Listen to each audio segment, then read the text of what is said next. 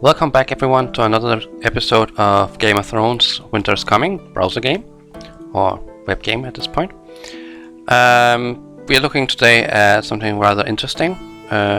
One key part of this game is how to manage your resources and how to basically make sure that you can keep growing despite maybe lacking some of the resources that you need to grow right now, and to improve early growth and to help you make a little guide on what to focus on and what not to forget and so on. So yeah, we can start out by saying that we have different kinds of resources. Blue diamonds counts as a resource as well, but it's more a premium resource, if you can say it like that. It's not something that can be farmed other than after the KVK event, and usually it's really difficult to get, but I will also have a little section about that inside this guide. Next we have gold, which is primarily used for a lot of things. Research is super expensive in terms of gold, and some troops later on gets also very expensive on gold, so it's probably one of the most difficult resources to keep up in this game, and it's not always easy to have a steady amount of gold coming in. And you can see basically right now I just started research recently, so my gold amount is rather low, but we'll look at how to increase that as well. Then there's the more basic resources, iron, stone and wood, which is in every castle all over the field. Usually most people have an abundant amount of it. You can see I have several millions right now in here, and also have several, I think I have like several billion saved up in terms of savings and cards and such, which also we are going to look at. And lastly there's grain, and grain is a little bit tricky because the army eats the grain. So even if you produce grain, once your army gets big enough, it will probably just eat the grain the entire time, so it makes it difficult at times. For some people it's difficult, but for majority of people it's not that bad and it's perfectly fine. So first of all we can look at Platings. There's basically something you can call an active mode, and there's something that's a passive mode. The active mode is what you can see here. That's where we lose each hour, and right now in grain, for example, I lose 8.4 million grain, but it's only the active grain, basically. That's what I have in inventory. And the passive one is what you have in cards. For example, if I click on gold, you can see I have several cards saved up. These things do not expire, they don't vanish. Even if you get attacked, they will still be there. Nothing happens to them. This is basically one of the safe parts of the game in terms of resources. That if you don't open up your cards, you will keep the resources forever and can't be taken. So just use them or open them up whenever you need a research or you need something to actually grow your castle. And at that point it's sorry. At that point it's useful to have in cards. There's also something you have to notice about capacity. Capacity works in a sense that once you have produced up to your capacity, your production stops. You won't gain any more resources. So basically, if you want to keep producing resources, you will have to send away the excess resources that you have to somewhere. Many alliances have a bank where they put their resources in. So for example, if you have capped out your gold at max capacity right now, you might want to maybe throw 2-3 millions into the bank, and then your account starts producing gold again on its own. And it's a kind of good way to try and keep your gold income going, if you are in an alliance that has a bank, of course. Then there's also a protection part. All your active resources you have in the account will be stealable to some extent. Right now you can see I have basically 15.7 million wood, but I have 11.3 million that's unprotected. So now you're wondering, okay, what's the difference? Where's the last 4 million going? We have a building called the warehouse on the account.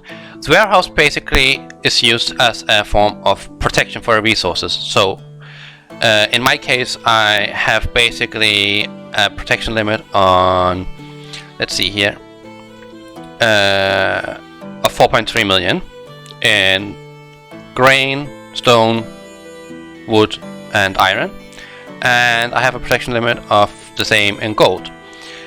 The tricky thing about the warehouse and the gold is that the gold only gets protected at level 25, which is the max level.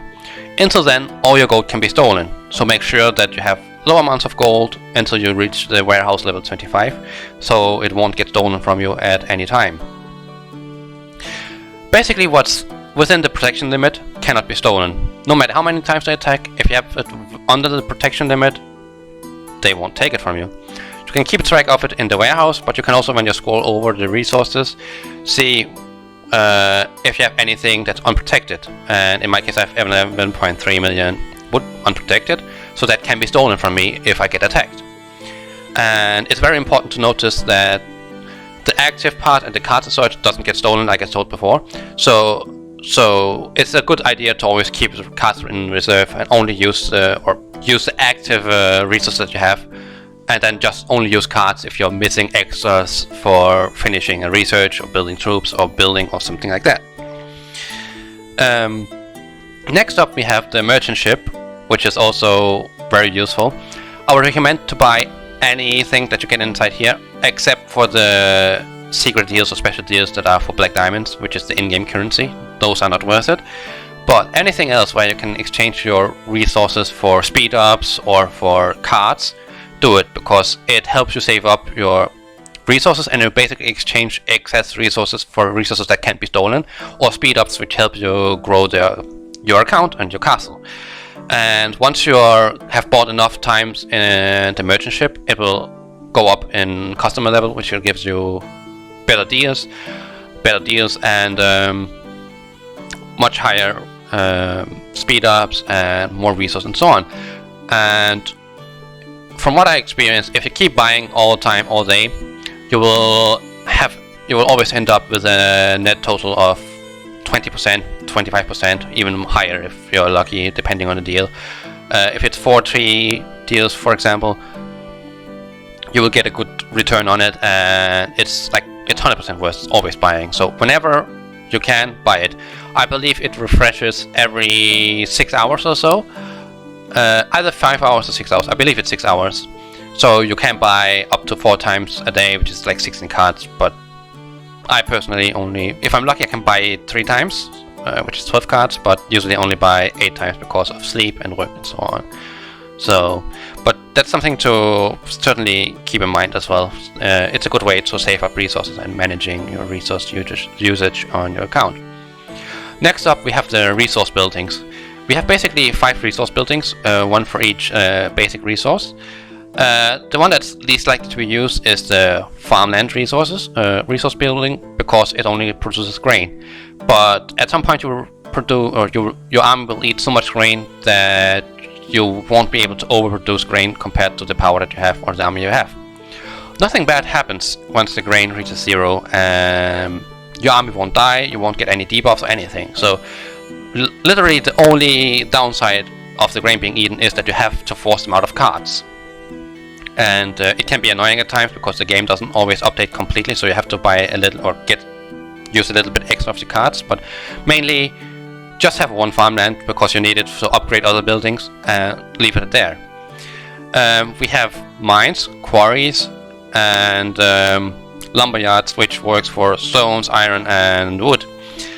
Generally I have them spread out, so I only have 1 wood extra and compared to iron and stone production, but it's not really an issue because usually you'll get so much from your buildings, and your alliance members usually also has a ton and so on, so you probably have a lot of people that can actually give you, if you end up needing resources in that specific regard. But in most cases you will have enough.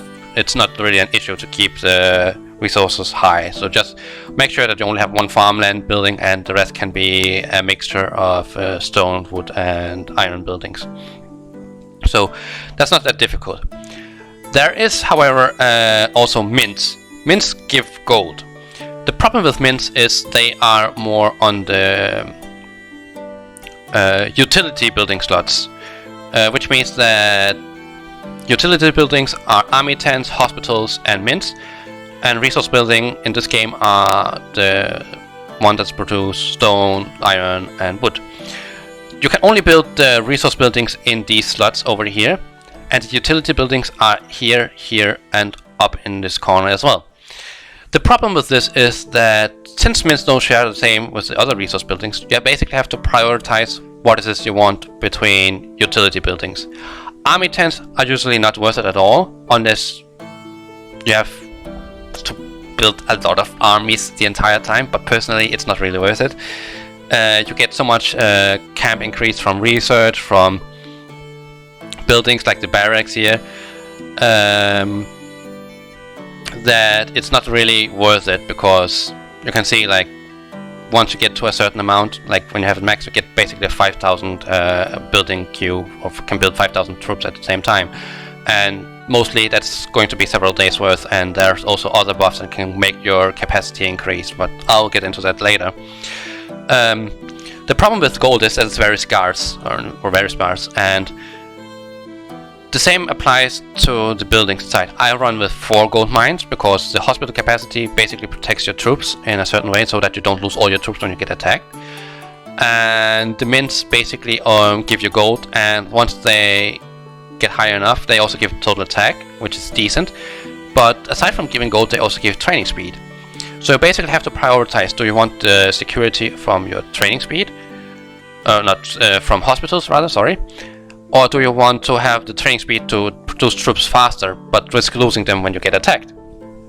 I run with only 4 mints that give me a decent amount of training speed, and my gold income is not the greatest, but I try by managing my resources well and make sure that my account keeps producing gold the entire time. I can somewhat manage to get my gold alive and not overuse it to the point that I basically run out. Of course, this also means that you have to take care of your troops and be careful about what you do, so that you don't end up overusing everything and you run out of resources. But basically, you can go full gold, but I would personally recommend run 4, 5, maybe 3 gold mines and the rest hospitals, so that you have a decent mixture of still getting a little bit of gold, having some training speed, but also have your troops protected so you don't lose them all immediately. Of course, now we can look at commanders as well. Commanders each have buffs that help in battle, but some commanders also have buffs that help in terms of producing things. If you look at Rob Stark, for example, we can see he specializes in cavalry defense and cavalry health, but he also has gold production increased by 50%. And this applies to some of the different commanders that all have different kinds of buffs. I can remember, like, for example, Russell has increased stone production, and the other production values are also there, and the higher the quality of your commander is, the higher the production bonus is that you will get from the specific commander. So if you need, for example, gold, then focus on people that have the gold production increase, like Rob had, and basically max those out if you just needed to produce the golds more in your account. Next up, we can take a look at talents, for example.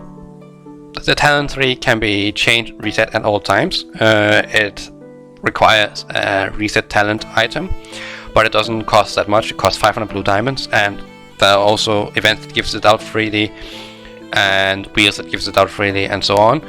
So it's not super expensive to get, and in most cases you can have it saved up already. Talent tree, there's a battle talent tree and a production talent tree. The production talent often has research, it has gathering, it has production like grain, stone, gold, and so on. So you just have to basically make sure that whatever you need, you can basically max out and get the maximum value of production from, and that way you can keep your account going. I personally like to gather a lot and have my army basically bring home the resources. So I usually tend to point my points in that direction, but I have like a little bit in production as well, and to make sure that I don't run out of gold. And gold is, like I said, mostly the biggest issue in this game. Grain can be sometimes too, but gold is definitely the biggest issue. But if you make sure that you have your production talents on whenever you are in peace and don't do anything and you're in bubbled, then you can basically go full on production mode if you want to. And once you need to battle or fight in events and so on, you can basically just switch over to battle talents and keep like changing in between them, and that way you can keep your production up. Next up, we can look at equipment. There are different kinds of equipment that can help do things or help giving you buffs to certain things. This here is my research set. It gives a decent amount of research speed, which helps out giving or shorten the research timer. And the research set also has the lovely benefit of having gold dragon productions or gold production as a bonus as well. So usually if you have the full research set, you can let it be on overnight when you're safe and bubble, and you will get the production increase from the research set while you're sleeping, and that way you can gain more gold. So that's a great way to get extra gold increase and managing resources and so on. Once you're gathering, there's also a gathering set that helps you gather faster at nodes and so on, which I will show you later on. And there's of course also for general production so on that you can use like grain production, wood production and so on as set for that. It's just a matter of managing what it is you need and focusing on the equip and putting on the equip that you basically need to promote your production bonus or boost in whatever it is that you have. And if we go out now, we can take a look at things from the outside perspective once it's finished loading up here. But like I said, managing resources, it's fairly easy in this game, aside from the gold, which can be difficult. But if you play it smartly, make sure that you get the buffs on that you need to have on, the equipment on, the talents on, and so on. Focus on the commanders that you need to increase your gold. Generally, you should have a decent amount of gold every day without having too many issues. But this is more the passive resource managing side of things, where you just let your account roll in the resources for you while not doing anything specific other than changing around a few points and buying something at the merchant ship and so on. What I do recommend you to do is to, before war days, just empty yourself out completely and be fine with that, and that way you can avoid that things, make it a habit, so that way you can avoid things getting stolen from you. We're now out on the outside map world, outside the city, and I wanted to showcase a few things. Like I mentioned in the video before, we have nodes that you can gather at, and each node has different kinds of resources, and each level has different kinds of amount of resources. Personally, I recommend to, if you can empty the node completely, go for the highest level of resource node that you are allowed to. Some kingdoms have strict gathering rules or gathering areas. We gather around our area, our city here, our great castle that we have, so we can max gather at level 4 nodes. And when you look at level 4 nodes, you can see, for example, for stone, it has 1.2 million stone inside that you can gather at level 4. But if you go to level 3, for example, there's less amount at 720k. I would personally, like I said, go for the highest amount of nodes, the level of nodes that you can gather. First of all, it goes faster that way, even though the gathering timer is longer at the higher level nodes. The gathering per minute is actually faster, so you lose less time in that sense. And you also get special materials that you can use on your champion set, I think it is. The beginner set, which has decent overall stats if you need it, but otherwise, like, it's decent, so I would highly recommend to go for the higher level nodes. But of course, it's a common courtesy that you basically are able to empty the node completely with your march and don't leave nodes unfinished, because that prevents them from respawning if they are not finished. So keep that in mind. And of course, follow the kingdom rules that you're in regarding gathering, so that you won't bring yourself or your alliance into trouble. Like I said before, you can use the equipment for gathering so that you can gather faster and speed up the process and so on.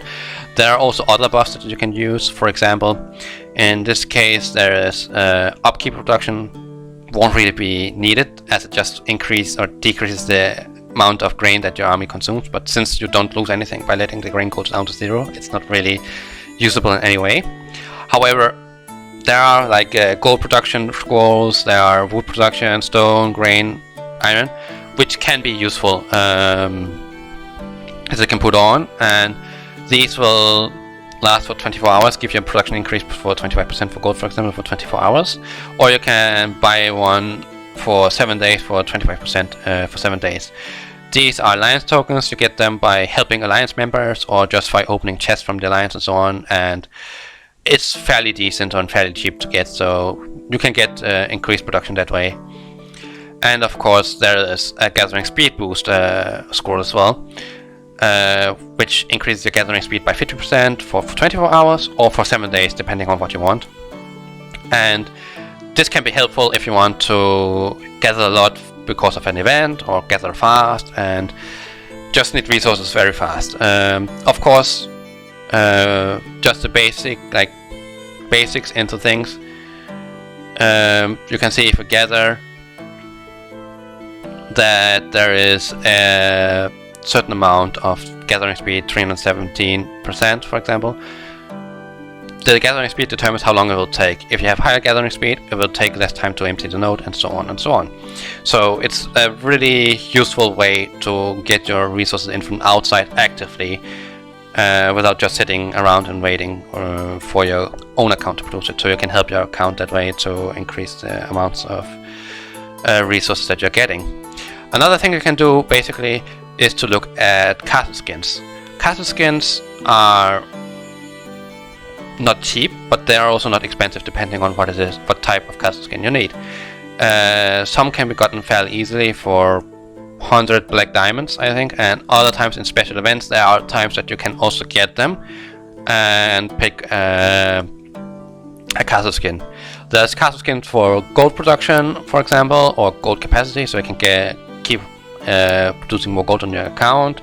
There is for gathering speed and gathering in general, marching time, iron. There's for diamonds, for blue diamonds the day after KVK is done, where you have 24 hours to gather gold diamond mines. So it's possible to have castle skins that boost your production or boost your resource gathering, and that way help you out to basically finish up faster or get more resources inside your castle. We can look at the recruitment pass. It's one way to get the castle skins. You can get a castle exterior coupon, which you can exchange for example, the gold one that I talked about, the diamond mine, for example. You can see here there's one for wood as well. So there's plenty of options. You can get skins each different way and help your way increasing your things that way. And some of the castle skins have them just like the bonuses built in passively, so you don't even have to use the skin, you just have to have it inside your inventory, and that's pretty much enough for you or not the inventory, but have it like active but not using it directly. And that way your bonuses already apply, which is really useful to have as well. And lastly, we can take a look at dragons. The second dragon that we have here has an ability called Instant Collection. This ability allows you to instantly harvest a resource node. Once you get higher level, it will be 2. At max level, you can see it will be 4 resource nodes that you're currently gathering at. And it will have a lower cooldown. At max level, it will have a 30-hour cooldown to instantly gather 4 resource nodes. No matter what level, no matter how much there's inside, you can instantly gather it. This, however, doesn't give you an edge in events and so on. Things harvested with the skills won't apply to events, but it will still give you the resources. So if you need extra gold and so on, you can go out to 4 gold mines, for example, if you have it maxed out, and you can instantly gather them. and you can get a decent chunk of gold that way instantly every 30 hours, for example, if that's how you want to do it. Of course, there's also other things that you can do. There are certain skills that you can equip to a dragon, and you can see here there's a resource gathering bonus skill, for example, that gives you additional resources and gives you resource speed and so on if you send out your dragon. And it's like good to keep in mind if you want to have extra resources that you can do it that way as well, and help improving your income. Lastly, there's one last thing we can look at once we get inside the town area again, and that is researchers. Researchers also have an effect on your production. If you look into the production tree, you can see there's a farming mastery, which gives you grain production. Then there's for quarry, logging, iron, and so on. There's one for diamond at the end. There's if your army has to go out and gather it, for carrying capacity, gathering speed, and there's a couple of in different places. Commandership, I know there is gold dragon capacity. I think there is in treasury here, it's also gold dragon capacity. There's gold production there, so there's plenty of ways also through research to increase your resources. And basically what you have to do is make sure to play smartly. Make sure that you don't just spend all your resources, your army dies, and you have to build up everything again. Be careful with your army, don't misuse it. Be careful with your resources, don't overcap it, throw it into a bank or something like that. Worst case scenario, if you really like gold, you can make a second account, an alt account, where you can increase your gold income that way and send it over to yourself. But personally, most banks in Alliance, most alliances have banks, and usually if you keep sending your excess gold into the bank, they are also very generous about giving gold back in exchange. And some alliances even keep complete track of how much gold or how much resources each person sends in, so they know what each person is inclined to get back. Just depends on whichever alliance you are in. But yeah, this was a not so quick guide on how to manage your resources in this game.